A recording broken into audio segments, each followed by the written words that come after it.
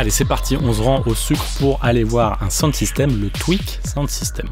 Alors, on se rend donc au Sucre, ce lieu bien connu des clubbeurs et amateurs de musique électronique à Lyon, qui a une sonorisation déjà en place, mais qui a invité un sound system artisanal, le Tweak Sound System. Alors, par sound system, j'entends les systèmes sons artisanaux, ceux inspirés du dub, mais pas que. Ça fait pas mal de reportages que je vous propose sur ce concept de sound system. Vous avez été très nombreux à les regarder et donc je voulais vous en partager un de plus. Alors, ce Tweak Sound System, si vous y regardez de plus près, en tout cas si vous avez vu l'intro, vous avez peut-être vu que c'est un sound system un peu dub. En tout cas, il fait penser à pas mal de sound system dub qui tournent en France, avec ses scoops et puis ses têtes aussi qui sont assez populaires dans ces styles. Mais c'est un sound system qui joue pas que du dub et du reggae, c'est un sound system assez ouvert, ils ont une vraie direction artistique. En réalité, d'ailleurs, on en parlera en fin de vidéo avec le directeur artistique de ce sound system. Ils sont assez ouverts sur les musiques électroniques et c'est pour ça que le Sucre les avait invités, le temps d'un week-end avec l'idée aussi de faire la programmation. Ils ont donc invité une scène un peu plus sound system comme Blackboard. Blackboard est venu mixer sur ce système. Blackboard, vous l'avez vu dans ma vidéo dédiée à leur sound system. Donc les gens de Blackboard sont venus, mais il y a aussi eu d'autres artistes dans des styles beaucoup plus larges, drum and bass, dubstep, électro, des choses comme ça, minimal, house, techno, enfin bref. Des choses assez larges et qui représentent peut-être un peu plus ce qu'on a l'habitude d'écouter au Sucre. Donc voilà, je voulais vous partager ce sound system qui, d'un point de vue technique, est tout à fait intéressant. Et puis surtout, au niveau de la direction artistique, de la curation, qui est encore plus intéressant. Et pour illustrer cette diversité musicale, quoi de mieux que les tracks de Nast, une artiste suisse que vous connaissez bien, je pense, si vous traînez au Sucre ou ailleurs. J'ai fait des reportages par exemple sur les systèmes son de Positive Education, c'est une artiste qui est vraiment dans cette scène-là. Donc elle nous prête gracieusement ces tracks, c'est hyper sympa, c'est quand même mieux que de la musique libre de droit. Et ce qui est super avec Nast, c'est que c'est assez vaste en termes d'esthétique. Donc voilà, ces petits interludes musicaux, c'est grâce à Nast et on la remercie chaleureusement. Bon, évidemment, si vous êtes là à regarder une vidéo sur le sound system, c'est que vous essayez d'avoir une bonne qualité son, vous cherchez en tout cas comme ça la fidélité et ne pas vous casser les oreilles sur les dance floors, en club, en festival, en salle de concert, etc. Les sound systems permettent ça, souvent on essaye d'aller chercher quand même la qualité sonore. Et il y a un élément hyper intéressant qui me passionne, moi c'est le Red Alert. Le RC Audio Red Alert, vous allez le voir dans la vidéo, c'est un de ces éléments qui fait que le Tweak Sound System sonne bien. C'est ce petit outil qui aide les DJ à mieux gérer leurs gains. Vous n'êtes pas sans savoir qu'il y a une guerre du volume parmi les DJ, ils aiment bien jouer dans le rouge. Certains DJ en tout cas aiment bien jouer dans le rouge, comme ça aller pousser les limites physiques de la table de mixage. Ça crée du clipping, ça crée de la saturation, on perd du punch, de la dynamique, c'est pas joli. Et puis après derrière, l'ingé son, il baisse le volume. Donc c'est un peu absurde cette guerre du volume, et ce petit outil, le Red Alert, qui est très peu onéreux, aide à contrer ça, quoi. Les DJ ne peuvent plus jouer dans le rouge grâce à cet outil, ou en tout cas il ferait mieux de ne pas le faire. Donc voilà, je vous laisse en savoir plus, et évidemment dans la vidéo je vous laisse un lien en description. Je vous laisse aussi en description et en commentaire épinglé quelques matériels intéressants qu'on voit dans cette vidéo, mais aussi qu'on voit pas dans la vidéo, et qui vous intéresseront, voilà, si vous voulez savoir ce qui est utilisé dans le Tweak Sound System et ailleurs. Sans plus attendre, je vous laisse donc à la découverte du Tweak Sound System au Sucre. Bon visionnage.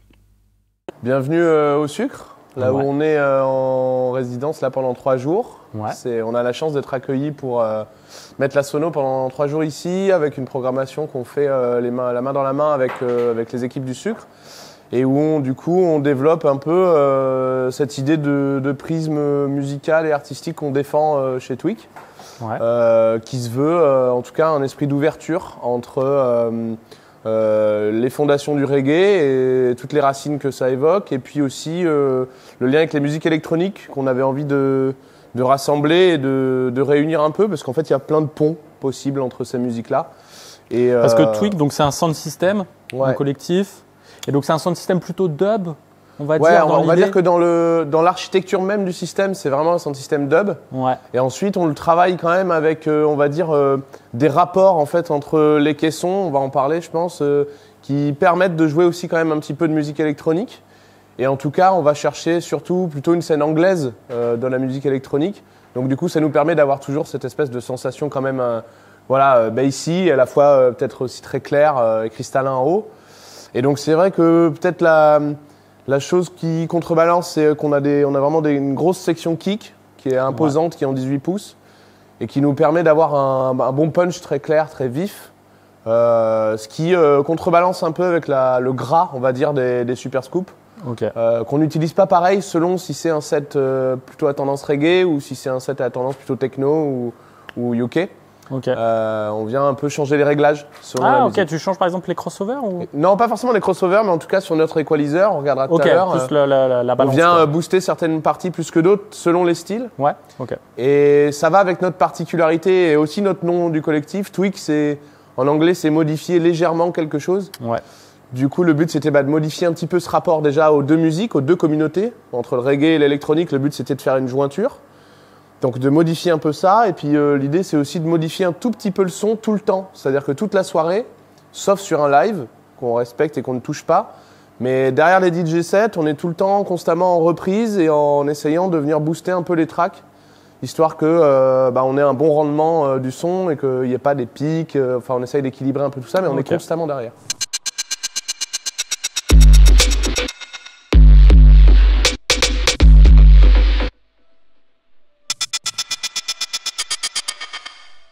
You understood the reality of the past and how it affects the present.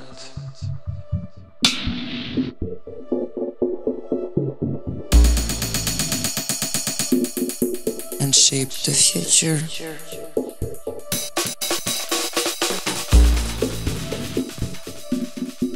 How does one man assert power over another?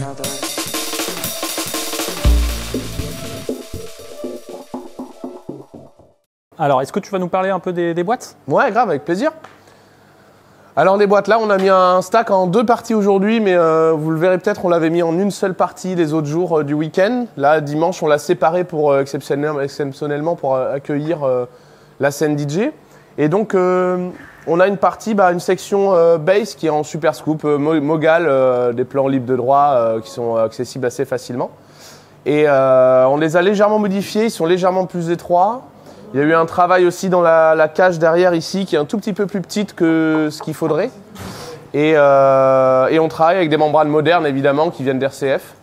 Et on a eu, on en parlera certainement, un peu l'occasion de travailler avec JB, qui est un fabricant, on le verra, de préamplis et de machines, qui nous suit beaucoup sur le projet et qui nous aide à développer notamment de ces boîtes-là, et qui permettent de les amener dans un niveau de rendement de bass avec des basses fréquences qui nous intéressent bien. Et donc voilà, elles sont légèrement modifiées. Au-dessus, on va avoir des kicks en 18 pouces, pavillonnés, qui sont inversés en phase pour avoir du coup un kick vraiment très direct qui sort du pavillon, avec une charge close sur le côté et puis un pavillon très directif. Donc pour revenir aux bases, en sound system, c'est assez commun, comme ça on sépare un peu deux subwoofers, quoi. Oui. On a un subwoofer on a un sub qui nous permet de faire 30 Hz jusqu'à 70 Hz. Ouais. Ça nous permet d'avoir une bass qui est vraiment assez précise et qui vient vraiment taper dans les jambes et dans le ventre, quoi. Il y a vraiment un truc très ventral. Et en séparant, évidemment, dans notre chaîne de son, ça nous permet de rendre chaque étage du système un peu spécialiste de ce qu'il sait faire. Et en fait, quand tu demandes à une membrane de faire un gros range de fréquences, imaginons 500 et jusqu'à 30, elle va avoir beaucoup de mal à faire le 30 et à la fois le 500. Et donc, si tu lui demandes d'un coup de réduire ce qu'elle sait faire, c'est un peu comme un spécialiste, quoi. Un artisan qui sait faire une chose, il sait bien le faire. Et du coup, le but, c'est de séparer un maximum. Donc nous, ici, visuellement... Donc, ce que tu appelles les kicks, c'est les boîtes au-dessus. C'est cette partie-là, ouais. Et ça, c'est quelle fréquence alors? Ça va être plutôt 70 ou 350, je crois qu'on coupe.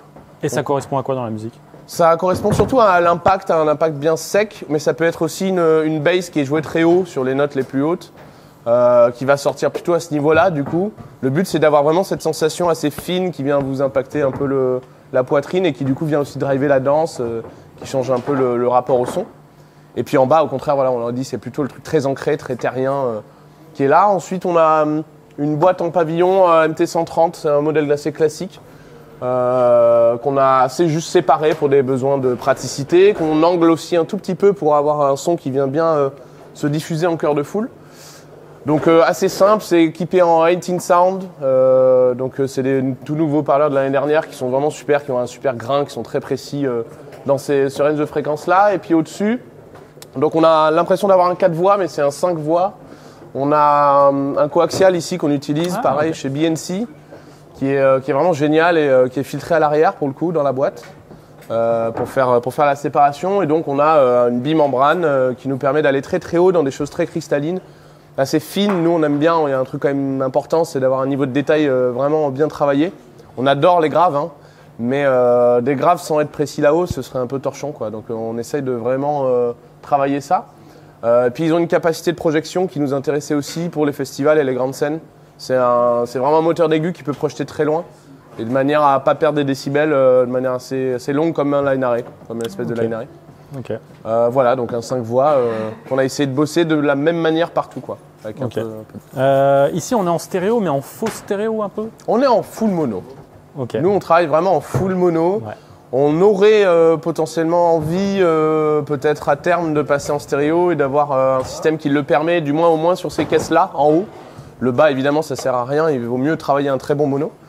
Mais ça pourrait être intéressant. Le seul problème, c'est un coût financier assez énorme. Oui, parce qu'on va le voir, en fait, derrière, il y a d'autres éléments qui viennent en mono traditionnellement, quoi, voilà. dans le dub. Okay. En fait, on utilise un préampli, on le verra après, un préampli JB avec qui on bosse et qui fonctionnait en mono jusque-là et qui là va lancer justement son modèle stéréo bientôt. Okay. Mais voilà, ça implique d'autres coûts, ça veut dire de changer un peu toute la chaîne du son qu'on a déjà, donc ce serait un peu colossal pour nous de changer. On va parler des pros et des amplis ? Ouais, carrément.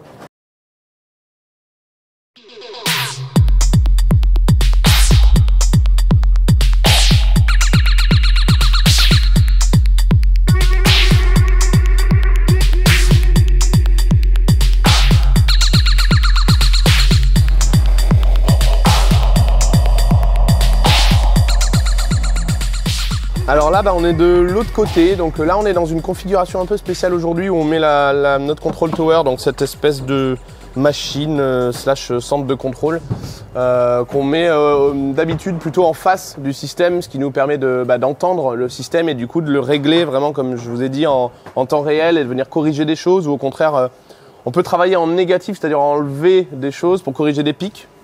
Mais on peut aussi travailler pour rajouter des choses, du détail, des niveaux de détail, des effets, etc. Donc on utilise un préampli JB. C'est la version assez classique, le 5 voix qui propose sur son site. On s'est juste permis de rajouter 2-3 petites choses un peu spécifiques, de modifier quelques fréquences de coupure qu'on voulait justement pour s'adapter à certains styles de musique. Et puis on lui a fait rajouter des petites options, des petits filtres en plus.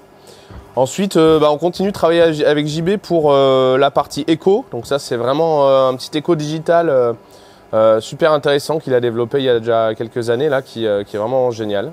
C'est une espèce de copie du HH assez connu, mais hyper bien fait. Okay. On peut revenir sur le préamp, le concept de préamp. Qu'est-ce que tu vas régler dans le préamp, en fait?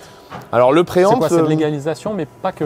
Ouais, c'est de l'égalisation à ce niveau-là. Donc ça, c'est vraiment pour, on va dire, la partie master qui sort en fait de la boîte, de cette boîte-là. Mais avant ça, il y a surtout un travail de crossover. Donc c'est-à-dire que un signal unique va nous être donné depuis la table de mixage et depuis le boost des DJ, par exemple, comme aujourd'hui. Ce signal unique, il est séparé en 5 voix à partir d'ici. Et ces 5 voix correspondent parfaitement aux 5 voix du système qu'on vient d'évoquer. Et donc en dessous, en fait, on va avoir... En fait, tu joues sur les sorties du crossover, quoi. Exactement. Donc tu as plusieurs crossovers numériques, mais en fait, tu les envoies pas directement dans les amplis. Exactement. Ils repartent dans ton préamp. En fait, non, la chaîne, c'est plutôt un master sur la table là-bas sur les DJ, qui va rentrer ici dans le cerveau, on va dire, du sound system, qui va séparer en 5 ranges. Et ces 5 ranges vont aller dans différents processeurs numériques pour être cette fois-ci limités et corrigés. Ah, donc vraiment le crossover se fait ici, la séparation se fait là. Ouais, exactement. Ok. Crossover analogique qui ensuite est envoyé en numérique vers des processeurs pour corriger les pics, les ondes carrées, tout ça, quoi. Qu'est-ce que tu fais typiquement? Donc un peu d'égalisation. Là-dedans, c'est de l'égalisation, c'est du limitage pour limiter vraiment la puissance et pas risquer de cramer nos membranes. Depuis qu'on l'a fait, refait, on n'a plus de casse, donc ça veut dire que maintenant on peut jouer à des niveaux relativement hauts sans craindre de casser nos haut-parleurs, on est très content. C'est aussi toujours grâce au travail de JB qui est vraiment un espèce de tonton du projet avec nous et qui nous aide beaucoup. Donc pour l'instant, on a 2 pros, mais finalement, on va s'en séparer d'un, on va passer que par lui. Là, on processe nos kicks, par exemple, donc la section au milieu, et puis on processe les médiums et les aigus ici. Et la particularité, c'est que les subs sont processés directement dans le PowerSoft. Donc c'est un amplificateur d'une marque italienne. Il y a un processeur dedans. C'est le K20 avec un DSP ou un processeur à l'intérieur. Donc pour les basses, c'est tout processé là-dedans. Il y a un processeur vraiment génial, très précis, avec beaucoup de points d'EQ. Ce qui est aussi très intéressant sur ce modèle et qui n'est pas forcément le cas d'autres amplis, c'est que la réponse qu'on nous donne ici quand on reçoit du signal, en fait, c'est ce que la membrane nous répond. C'est-à-dire que ce n'est pas un niveau qui m'est affiché, c'est surtout à quel point je sollicite ma membrane. Ça veut dire que je suis capable de voir que si jamais je vais quand même relativement haut, je sais que ma membrane est quand même déjà en train de beaucoup travailler. Sur le retour d'un Exactement, pédance ou quelque chose. Ce qui est hyper important pour protéger justement son matériel. Okay. À l'inverse de ceux-là qui vont fonctionner avec du signal audio reçu. Donc il va y avoir une différence. Et donc on travaille avec un Hexa Audio HA 2600D pour notre section de kick. Et puis on travaille avec un petit ampli Thomann qui était en fait traditionnellement pas mal utilisé dans la scène reggae, notamment même pas encore par Abba il y a encore quelques années, Abba Chantilly, parce que très facile, pas très lourd et qui nous permet d'avoir nos médiums et nos aigus sur un même ampli. Et pour l'instant on en est très content, c'est peut-être le point qu'on aimerait faire évoluer, passer sur un autre type de système, peut-être avec justement aussi du DSP ici. Alors tu penses à quoi du coup? En ampli? Ouais. Je sais que maintenant il y a des crowns qui fonctionnent très bien, qui sont avec DSP, avec des puissances qui ne sont pas affolantes, parce que pour nos médiums et nos aigus, on n'a pas besoin d'une puissance affolante. Et généralement, c'est d'ailleurs le problème, c'est que les amplis à DSP affichent toujours des puissances énormes, mais du coup, quand on n'a pas besoin, c'est un peu dommage. Donc voilà, c'est peut-être la partie qu'on modifierait, puis après, c'est notre tiroir à bordel. Alors, il y a quoi dans le tiroir à bordel? Il y a des micros, du scotch, des câbles de secours, des cellules. Du barnier, du fil à souder, de l'étain. Ok, moins sexy mais indispensable. Ouais, en fait c'est un peu la trousse de secours, mais du technicien quoi. Ok. Et voilà, et on a intégré une sirène JB aussi, une DDS1, qui est un modèle un peu classique maintenant, avec 6 sirènes et une leak shot. On peut faire varier en termes de notes et d'oscillation. Et c'est super intéressant à utiliser aussi avec ce côté kill là qui est super facile dans l'usage. Et puis il y a des sirènes un peu plus classiques qui viennent vraiment de l'héritage reggae.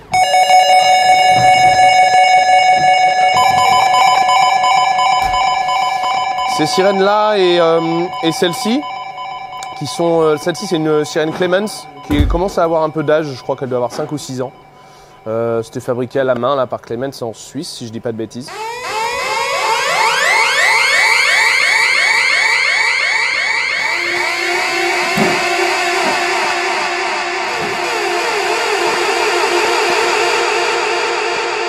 C'est un peu l'héritage des premières sirènes à la Chaka, etc.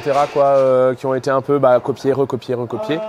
Mais c'est intéressant d'avoir cette teinte-là, en plus pour nous, parce que du coup, quand on va intervenir sur des sets électroniques, ou jungle, ou tout autre style qui serait plus affilié à un domaine électronique, ce qui nous intéresse, c'est de revenir avec ces sonorités-là, par-dessus des musiques qui n'ont pas forcément usage d'habitude, et de montrer justement qu'il y a des capacités de mixer justement ces musiques-là. Le reggae et l'électronique, c'est un truc qui s'est toujours un peu cherché. Il y a l'usage des boîtes à rythme en reggae, il y a l'usage d'instruments, mais en fait, toutes ces choses-là ont quand même les mêmes racines et on essaye justement de venir un peu mélanger les codes.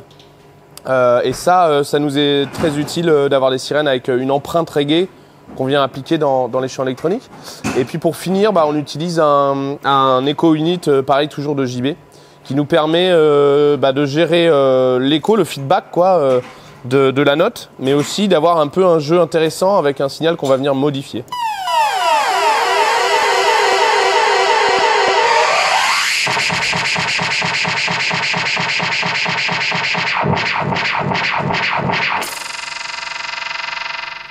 Et du coup, ce qui est intéressant, c'est que ça vient faire des effets dynamiques et nous, on les utilise beaucoup pour... par exemple, accompagner des breaks, accompagner des ponts dans la musique ou au contraire un drop qu'on voudrait encore plus massifier, ça fait réagir vachement la foule. Et puis je sais qu'on a aussi beaucoup de retours de gens qui sont pas forcément venus déjà en soirée avec une sono, qui ont l'habitude plutôt du club et peut-être du festival avec des sonos plus classiques, des prestataires qui viennent avec leur scène et des bananes et tout ça. Et finalement, faire réagir comme ça avec de la sirène, ça les surprend et il se passe autre chose du coup dans la danse. Et ça participe vraiment beaucoup. C'est un élément qui finalement est assez petit finalement dans tout ce setup, mais qui est vachement important pour nous. Alors voilà, chez nous aussi dans l'équipe, on est 7 personnes aujourd'hui, donc chacun a un peu un rôle spécifique. Et il y a aussi un truc important dans l'équipe que je voulais préciser, c'est qu'on a une volonté de former un peu les gens qui nous rejoignent pour bosser avec nous ou nous accompagner. Et ça passe aussi par la technique, parce que dans l'équipe, pas tout le monde n'est technicien, pas tout le monde ne connaît la chaîne du son ou aurait des notions techniques de son. Donc on a décidé de vulgariser un peu ça, histoire qu'au montage, tout le monde gagne en autonomie et qu'on puisse aussi déléguer et que d'autres se fassent la main. Donc on a mis au point un système de couleurs en fait, sur nos câbles qui nous permettent de comprendre un petit peu ce qu'on veut faire et on les retrouve un peu partout en fait, jusque sur les amplis et puis jusque derrière les caisses, à l'arrière des caisses aussi. Et on a un espèce de système mémotechnique qui nous permet de retenir un peu les choses. On a le blanc pour le ciel, le jaune un peu pour le côté soleil, on a le bleu pour l'air et puis ensuite on descend sur le marron pour la terre et le rouge pour le cœur de la terre un peu bouillant, quoi. Donc en fait on est un peu sur un truc mémotechnique on a les étages en vertical et on les retrouve ici. Ce qui permet de se repérer quand par exemple Arthur et moi qui sommes peut-être le plus responsable au niveau technique, on n'est pas présent. Le reste de l'équipe peut quand même set up le système pour un événement.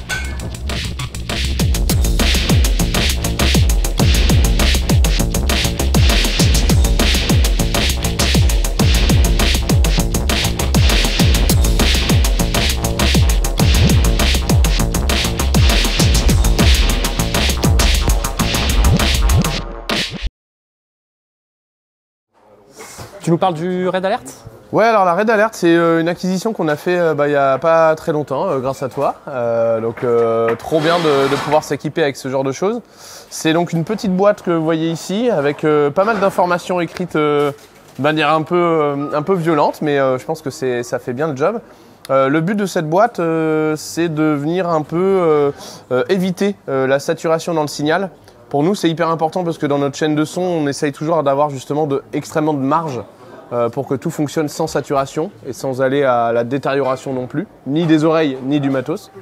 Et donc, c'est une super boîte qui nous permet d'envoyer un master et le boost à travers cette boîte-là. Elle le laisse passer de manière très transparente, donc ça, c'est aussi super appréciable. Ça vient rien corriger, ni rajouter de couleur. Et en fait, une partie va dans les retours, une partie finit en master chez nous. Et elle permet en fait elle s'allume quand le signal commence à être en saturation. Donc là par exemple dans le vumètre, si on allait taper un peu plus haut que 0 et 3, elle viendrait s'allumer. Et au bout de 15-20 secondes, elle vient complètement couper les retours. Ce qui est évidemment un côté un petit peu punitif. Mais en même temps, voilà, quand quelqu'un fait une bêtise, il faut aussi lui dire qu'il l'a fait. Ouais. Et du coup ça permet au DJ quelque part d'être peut-être un petit peu moins gourmand et d'éviter cette bataille, cette surenchère du signal. Et à nous, ça nous permet surtout d'avoir un signal propre et de plus s'en inquiéter, donc c'est vraiment génial. Alors tu peux expliquer un peu à ceux qui ne connaissent pas ce que font les DJ derrière, pourquoi ils saturent le signal ? Ils cherchent quoi ? Alors en fait souvent, c'est pas forcément volontaire. Pour l'avoir été aussi, j'ai été DJ pendant un moment, c'est pas forcément volontaire, on va pas chercher exprès à aller saturer le signal. C'est plutôt une surenchère, c'est-à-dire que si on a un morceau... Donc le but c'est jouer plus fort quoi. En fait c'est presque un peu intrinsèque au métier de DJ, c'est-à-dire que le DJ il va jouer un morceau, il va essayer de le jouer du mieux possible et de la façon la plus audible possible, mais du coup le prochain morceau qu'il veut amener pour le mixer avec le premier, il va vouloir l'amener et puis il va vouloir qu'il passe légèrement au-dessus à un moment donné pour que du coup ce morceau-là passe le cap et que l'autre puisse disparaître doucement.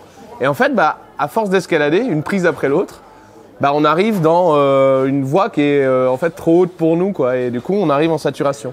Et donc, ce qu'il faut arriver à faire, c'est peut-être jouer un peu plus avec les EQ, jouer peut-être un peu plus, d'être plutôt dans une approche musicale plutôt que d'être dans une surenchère. Mais ça, c'est encore je pense que c'est aussi un vieux truc du DJ, quoi, qui continue d'être là.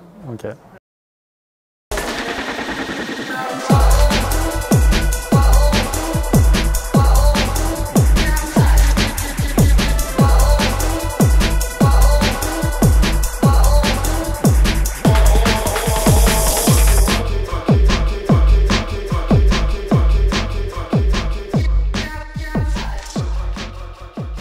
Donc tu le disais tout à l'heure, vous essayez de faire quelque chose d'un peu hybride dans les styles représentés. Et tu parlais du Royaume-Uni tout à l'heure, il y a peut-être plus ça là-bas? Oui, en tout cas, il y a un truc effectivement de mélange des genres. On le voit par exemple rien qu'au carnaval de Notting Hill. Ce qui est représenté là-bas, c'est à la fois la culture sound system fondatrice, donc de la Jamaïque, des autres îles, etc., qui sont représentés évidemment après le premier mouvement de migration. Il y a quand même des gens là-bas qui continuent d'importer cette culture sans forcément la modifier. Et puis il y a aussi au milieu de Notting Hill d'autres systèmes qui jouent de la drum and bass, de la jungle, de la house type UK, du break. Et du coup c'est intéressant de voir que ça se mélange là-bas effectivement. Pareil dans les clubs là-bas quand on sort en fait ça peut être assez classique finalement d'entendre un set qui vient mélanger reggae et électronique. On l'a même encore vu vendredi soir ici en invitant Mia Coden. C'est quelqu'un qui joue beaucoup à Londres et qui en fait a l'habitude de mélanger ces styles-là dans ses sets.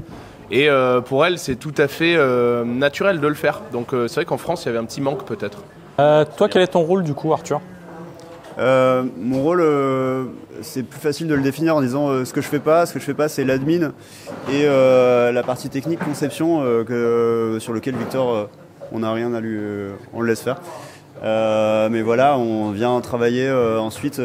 Moi je travaille beaucoup la communication avec une autre personne qui s'appelle Victoire, toute la partie graphisme, etc. La direction artistique, on travaille beaucoup à deux, mais aussi avec le reste de l'équipe. Je pense à Camille, Victoire et d'autres, Hugo aussi un petit peu qui est là-bas. Voilà, donc il y a vraiment un côté le sound, les boîtes, et ensuite tout ce qu'on en fait, qu'est-ce qu'on en fait, etc. Ok, trop bien. C'est quoi un peu le futur pour Tweak là? Vous avez vous voulez évoluer comment? Le futur chez Tweak, c'est comment? Le futur proche, on a l'été qui nous attend et on est très content. De façon très imminente, on va aller à Amsterdam. Puisqu'on est là en ce moment, on a mis au point un sound exchange programme avec un système d'Amsterdam qui s'appelle Cantarion, Ivan, et on travaille comme ça parallèlement. On l'a invité à Paris et du coup on fait le chemin retour on the way to Amsterdam dans 15 jours. Voilà. Trop bien, trop bien. Et le reste de l'été, il y a des festivals un peu en France, en région parisienne, en Île-de-France. Et on a vraiment hâte, Oléron par exemple, le Maquis et d'autres. Ok. Et ce soir, on a quoi au sucre? C'est là où en fait Tweak montre sa palette hybride de l'héritage assez traditionnel sound system, comme hier soir, avec quelque chose de vraiment blackboard, jungle, qu'on ne présente pas, que tu as interviewé il y a pas très longtemps. Et ce soir, du coup, ça va être un spectre un peu plus électronique dans le sens vraiment 4/4 avec des choses assez progressive house, un peu de trance. On a Rigo et Junior Super qui sont là en train de s'installer et qui vont faire un 6 heures de set vinyle. On a vraiment très hâte. Moi, donc, ça fait 5 ans que j'ai démarré ce projet en solo au départ, et puis au fur et à mesure, les copains sont un peu rentrés dans l'aventure par envie, des fois aussi par nécessité, c'est-à-dire qu'on a besoin des fois d'avoir de la force à amener au projet, quoi. Donc maintenant, on est une équipe de 7 et ça m'a permis au fur et à mesure de comprendre plus de choses sur effectivement sur le système son, sur comment ça fonctionne, comment ça se fabrique. Et depuis peu, du coup, je me suis lancé en activité perso pour fabriquer des caissons et des systèmes pour qui en veut, y compris des grosses choses comme ça, mais aussi pour des bars, des restos, des maisons, des salons. Donc l'idée maintenant, c'est d'être un peu pluriel et d'arriver à faire un peu tout type de sonorisation. Et sinon, je bosse aussi avec d'autres ingé-sons et d'autres acousticiens, par exemple Tristan de Rhythm Sound, qui est très fort aussi, avec qui on mène des projets à bout et qui nous permettent aussi de faire du réglage de processing de manière précise avec des professionnels. Et ben ce soir? Bah ouais, grave. À tout de suite.